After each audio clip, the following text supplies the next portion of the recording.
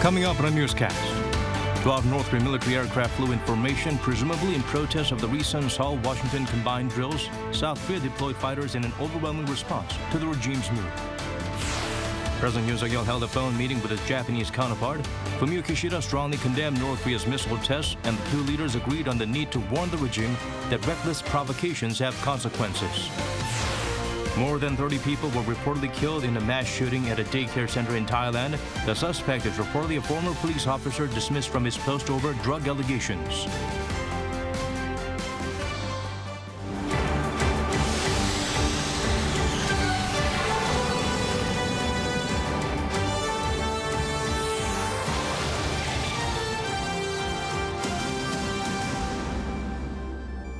Hello and welcome to our newscast. I'm Daniel Che. Let's begin with the top story at this hour. North Korean aircraft were spotted flying dangerously close to South Korean territory earlier today. The actions are latest in a string of provocations amid heightened tensions on the peninsula. Seoul swiftly responded by launching around 30 of its own aircraft. Han Sung-woo starts us off. 12 North Korean military aircraft were detected flying in formation near South Korea's so-called special surveillance line, at one point even flying south of it, in what appears to be Pyongyang's latest show of force. According to a South Korean military official, the unusual occurrence took place at around 2 p.m. on Thursday, and authorities speculate the planes in question had also engaged in air-to-surface shooting practice. It's believed the 8 fighters and 4 bombers flew for approximately an hour from Goksan towards Hwangju, both in the North's Hwanghae-do province. In response, South Korea instantly dispatched 30 of its own combat aircraft, including F-15Ks, a reaction the official described as of overwhelming might. The North's aircraft, however, reportedly did not cross over the tactical action line, a virtual line that South Korea established about 20 to 50 kilometers north of its airspace to keep an eye out for possible emergencies. Observers view the move as another form of retaliation by the regime against South Korea, the United States, and Japan's recent trilateral military exercises, including their missile defense drills the same day, their anti-submarine drills last week, and South Korea and the United States' bilateral warplane exercise on Tuesday. The same day, Pyongyang launched an intermediate-range ballistic missile over Japan in a major provocation. Han Sung-woo, Arirang News. North Korea fired missiles again, the 6th launch in 12 days. This comes after the USS Ronald Reagan returned to South Korea. In response to the regime's provocations, Seoul held a trilateral missile defense drill with Washington and Tokyo. Bae Eun-ji tells us more. North Korea fired 2 more short-range ballistic missiles into the East Sea on Thursday. South Korea's Joint Chiefs of Staff said that it detected the missiles from around 6 a.m. to 6:23 a.m. and that they were launched from the Samseok area of Pyongyang. The first missile flew 350 kilometers, reaching an altitude of 80 kilometers, at a maximum speed of Mach 5. The second traveled 800 kilometers, reaching a height of 60 kilometers, and flew at a speed of up to Mach 6. Although the South Korean military is still analyzing further details, the first missile appears to have been the regime's KN-25, a multiple rocket launcher. And the second one was reportedly the North's KN-23 short-range missile that's similar to Russia's Iskander. Pyongyang's series of ballistic missile launches is an act of serious provocation that harms peace and stability, not only for the Korean peninsula but also for the international community. As it is a clear violation of the UN Security Council mandate, it is strongly condemned and we urge for it to be stopped immediately. Thursday's launch comes a day after the American nuclear-powered aircraft carrier, the USS Ronald Reagan, and its strike group returned to South Korea in a show of force against the North threats on Wednesday. The supercarrier was here last week to hold a bilateral maritime exercise with South Korea, as well as a trilateral exercise with Japan. South Korea's military said it's very unusual for the strike group to be redeployed so soon, adding the measure is to strengthen combined readiness with the U.S., following a series of provocations from North Korea. Following the North's launch, the JCS announced Thursday that it held a trilateral missile defense drill with the U.S. and Japan in waters east of the Korean peninsula.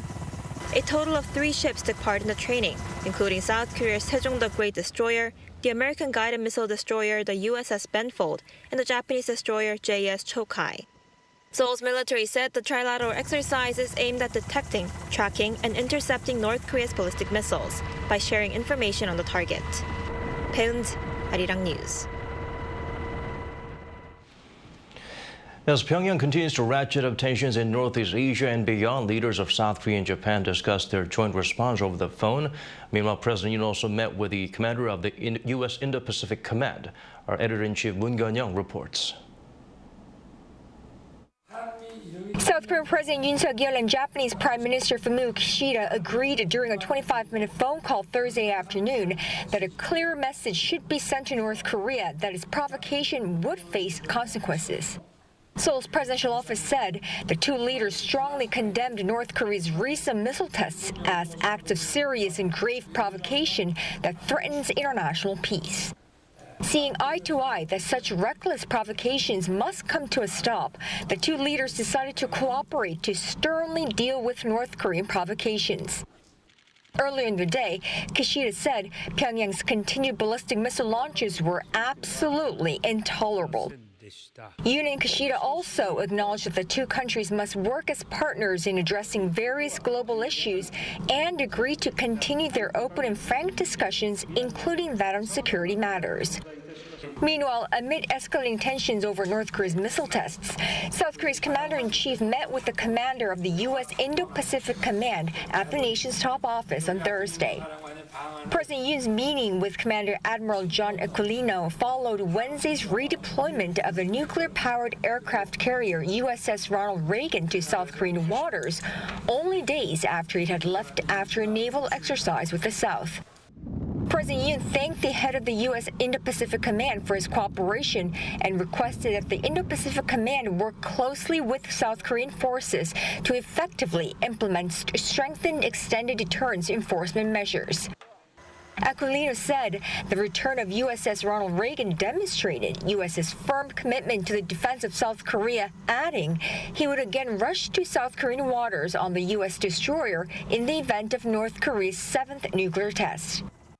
North Korea fired 6 rounds of ballistic missiles in under 2 weeks, including its most provocative weapons demonstration since 2017, firing an intermediate-range missile over Japan on Tuesday.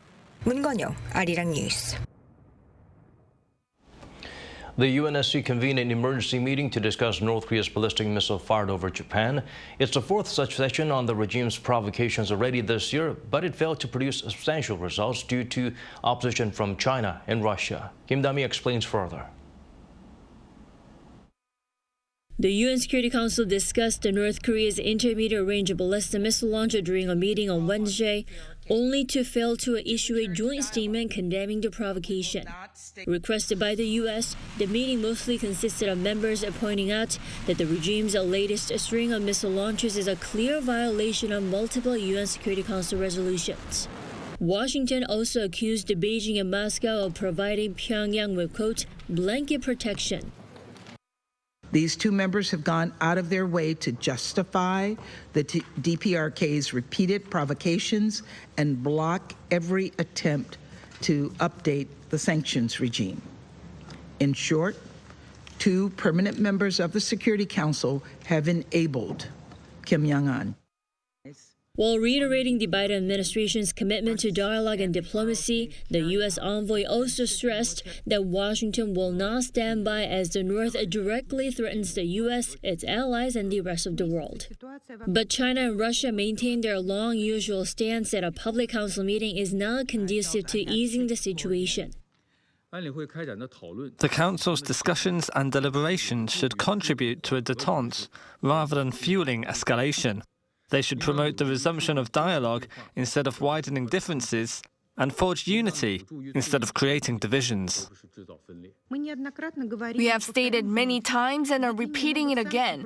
Introducing new sanctions against the DPRK is a dead end. It's a measure which, as we already stated, is bringing us 0 results when it comes to the DPRK. After the meeting, South Korea, the US, Japan, and other Western countries issued separate statements urging the regime to return to dialogue and underscoring that they will not remain silent about the North's continuous threats against the international community. Kim Da-mi, Arirang News. Over in Thailand, more than 30 people were killed on Thursday in a mass shooting at a daycare center. Citing local police, Reuters and AP report among the victims, over 20 were children, some as young as 2 years old. The shooting happened early in the afternoon when around 30 children were at the center. Authorities identified the suspect as a 34-year-old former police officer who was dismissed from his post last year over drug allegations. He later killed his wife and child before shooting himself dead. Thailand's prime minister ordered immediate relief to those affected. Elsewhere around the world, Russia fired missiles at Zaporizhzhia, one of the 4 regions it claims to have annexed. The regional governor says 1 person has died and 7 are injured. Meanwhile, Ukraine is recovering more territory. In a video address late Wednesday, President Zelensky said his forces have retaken more settlements in Kherson. Social media images on the same day showed Ukrainian soldiers in a village inside the Luhansk region. This marks the first time their troops advanced into the area since the war erupted. This year's Nobel Prize in Literature goes to French writer Annie Ernaux. She was awarded on Thursday for the courage and clinical acuity of her writing. After debuting in 1974, the 82-year-old author has completed over 30 literary works examining life from different angles. Popular pieces include her 2002 novel L'Occupation, where she explores the feelings of love and jealousy. The prize comes with a cash award of more than $910,000. The laureate for the Peace and Economic Sciences will be announced in the coming days.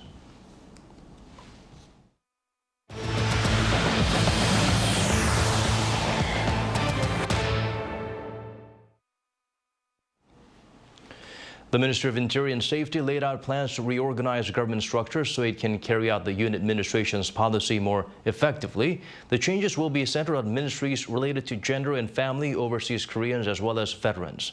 Lee Kyung-un provides a glimpse of what to expect. 4 months after taking office, the Yoon Suk-yeol administration is gearing up to take on its first stage of government restructuring. The restructuring plan is aimed at keeping President Yoon's key campaign pledges and to achieve the government's ultimate goal of making everyone happy and leading the global stage. It'll be centered on 3 departments. One is the Gender Ministry, which in Korean is known as the Ministry of Women and Family. The 21-year-old ministry will be abolished in a bid to shift the government's efforts more toward gender equality. But its key essential tasks will be transferred elsewhere. Those dealing with policies related to family, gender equality, rights and interests will go to the Health and Welfare Ministry under a new sub-department called Population, Family and Gender Equality Headquarters. It will also be tackling the country's chronic low birth rate and aging society. In the meantime, women's employment policies will be taken over by the Labor Ministry. The government fended off concerns over the plan. The existing functions will not be reduced. Instead, there will be a synergy effect as everything will be integrated into social welfare and health and family affairs. Second, the Foreign Affairs Ministry will launch the Overseas Koreans Agency, tasked with providing comprehensive government services ranging from military to taxes, currently dispersed among different departments. Lastly, the Ministry of Patriots and Veterans Affairs, currently at agency level, will be upgraded to a full-on ministry level, granting its minister the right to join the cabinet's decision-making process. All these plans require changes to the law, and their success depends on whether the ruling People Power Party can push any related bills through the Democratic Party-controlled parliament.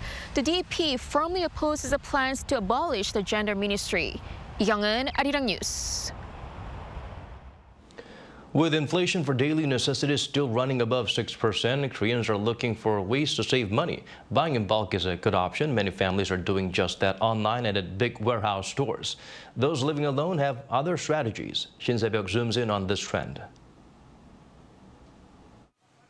As inflation bites, consumers are turning to more affordable options. Bulk buying.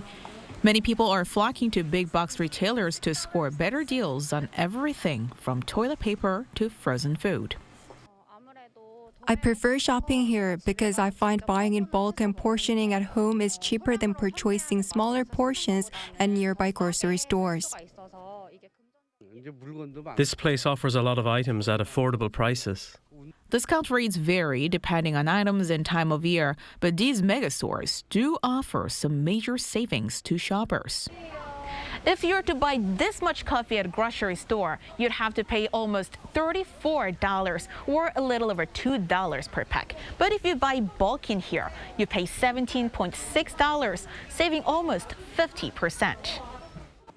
Thanks to the great deals that this warehouse store franchise has to offer, it is rapidly expanding its size. Sales at this chain jumped over 6% in August on year. The same goes for online markets. Data from online grocery store Market Curly shows that in Q3 of this year, sales of bulk items doubled on year. The most popular items were frozen ready meals that can be easily stored for a long time, such as fried rice and dumplings, which saw sales jump 4.7 times. Another online shopping mall revealed similar data. According to We Make Price, sales of bulk shelf-stable items jumped over 120% between late August and late September. Most of them were household essentials such as toothpaste, soap, and detergent. Another trend that shoppers, especially smaller or single-member households, are moving toward is buying goods that come in smaller packages to keep their costs down. From half bottles of wine to portioned fruit, these smaller-sized packages provide economical options for consumers on a tight budget. Skyrocketing inflation is now changing the items that stores have to offer and the way consumers shop. 신세벽, Arirang News. The pandemic got employees and companies reviewing if working 5 days a week is really optimal. Some sectors are cutting it down to 4 with the goal of reducing stress while boosting productivity.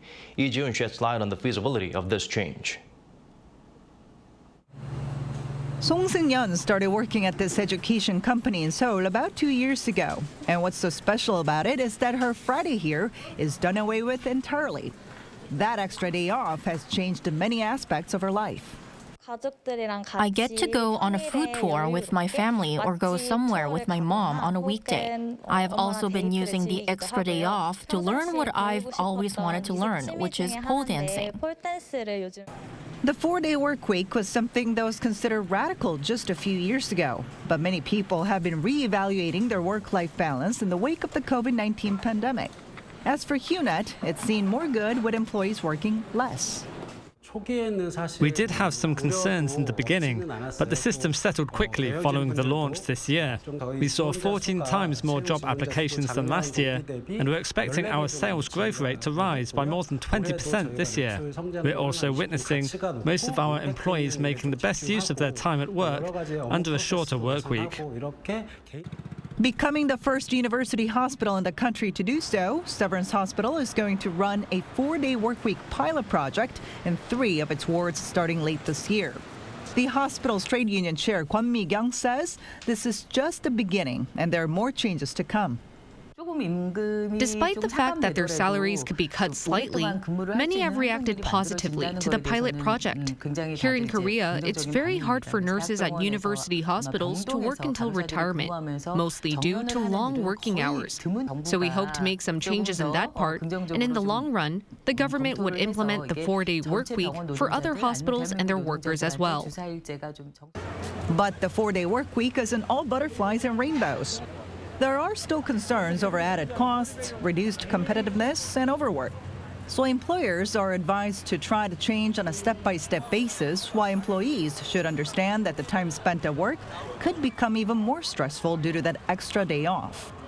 With countries like Iceland and Britain launching nationwide pilot programs on 4-day work weeks, eyes are on whether more South Korean companies will make the 4-day work week the future for full-time employees here in the country. Lee Ji-yoon, Arirang News.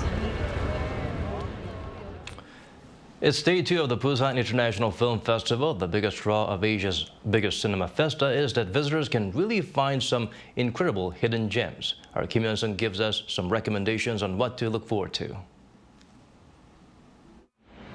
Busan International Film Festival curates its film selections in a way that amplifies and showcases the diverse voices in Asian cinema. And this year is no exception. Here are some films that will serve up a unique look into Asia. So Zwigato was born out of just looking at what was happening during the pandemic. There was a lot of anxiety around unemployment. So the disparities of class, we also have caste, and of gender, of religion, all these things, how they intersect in sort of the new urban India. According to the director, the setting is local to India, but the overriding message is relatable worldwide. This is the director's third film featured in Busan, and she finds the festival to be a bridge that connects her work to the world and to a younger audience. I have had many films that have been shown here. So I've really seen the festival grow, and I love the fact that there are so many young people who watch world cinema from everywhere, and that language is not a barrier. And Thai treasure Mario Maurer also set foot on Busan's red carpet. The film that he stars in, 6 Characters, was selected to compete in the category Chiseok. Chiseok is a new section created this year to commemorate the late Kim Ji-seok, who was the founding member of the Busan International Film Festival in 1996, and to celebrate Asian filmmakers. The film shows the beautiful scenery of Thailand and the country's different eras.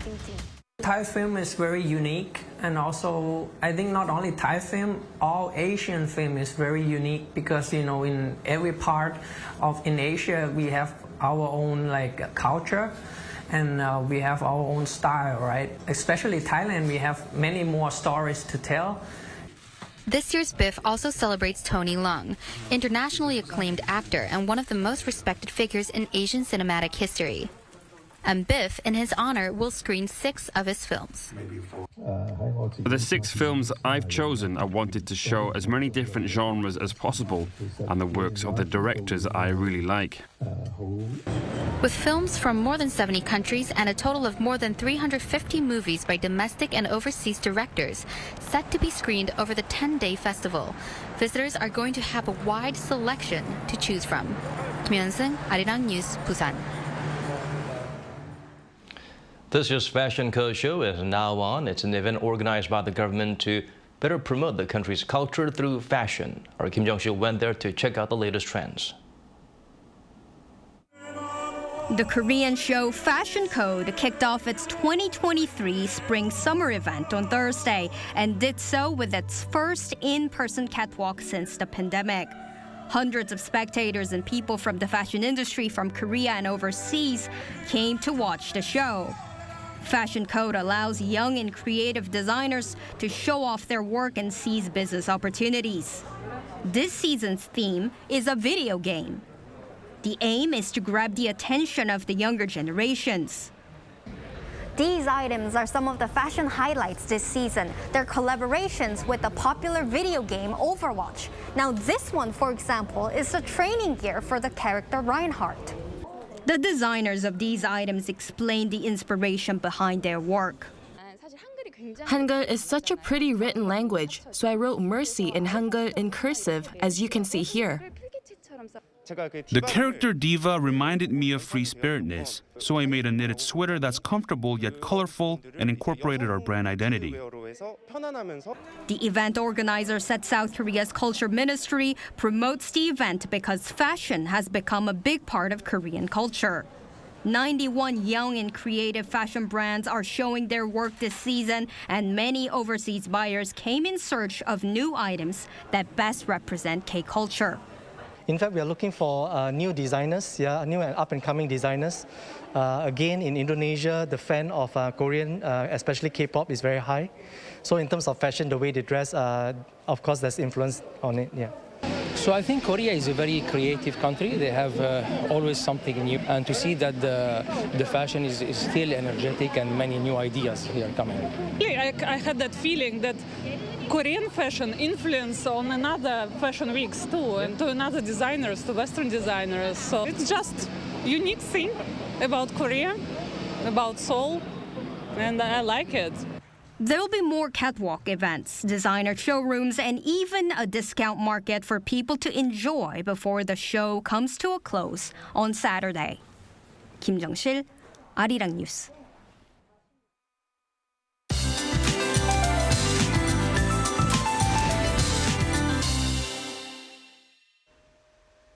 Chilly temperatures will take over from this point on. Starting tomorrow, morning lows will be under the seasonal norms in Seoul at 11 degrees Celsius. Along with the breezy temperatures tomorrow, the nation will also see some cold winds. This will lead to a significant wind chill, making temperatures colder than the actual readings. And showers are in the forecast tomorrow for some regions. The further east you are, the more rain you'll be receiving. Heavy downpours are forecast for eastern Gangwon-do and parts of Gyeongsang-buk-do province, with up to 120 millimeters expected. For regions with higher elevations where temperatures are especially low, frost may appear. And overcast skies will take over for the morning hours. Morning temperatures will range from 11 to 17 degrees.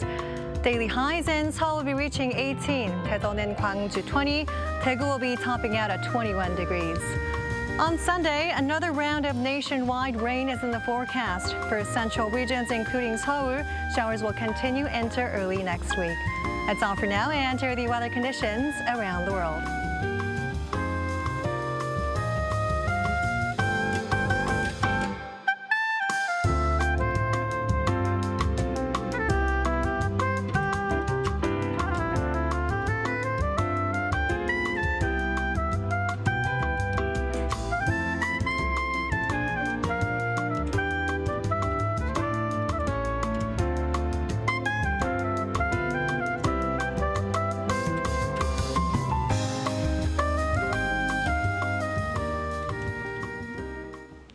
It's time to wrap things up. As always, thank you for staying with us.